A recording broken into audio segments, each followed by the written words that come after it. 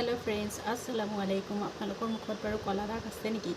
আৰু যদি আছে তেনেহলে এইটো ৰেমেডি আপোনালোকৰ কাৰণে আৰু আপোনালোকে মাত্ৰ 7 দিন কমপ্লিট 7 দিন মানে একদিনো গেপ নিদিয়াকৈ ইউজ কৰক আৰু এই কলা দাগৰ পৰা মুক্তি পাওক কলা দাগবোৰ হয় আমাৰ সানবাৰ্ণৰ কাৰণে হয় কেতিয়াবা পিম্পলৰ পৰা থাকি যায় কেতিয়াবা হৰমন ইমবেলেন্সৰ কাৰণে হয় সকলোতে কাম কৰিব তাৰ কাৰণে মই এই পাত্ৰটোত অকণমান কিঞ্চিত হালধি লৈছোঁ দেখিছে আৰু তাতে দিম এই অকণমান নেমুৰ ৰস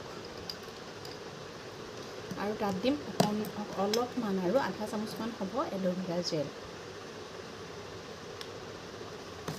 এতিয়া এই তিনিটা বস্তু ভালদৰে মিলাই লওঁ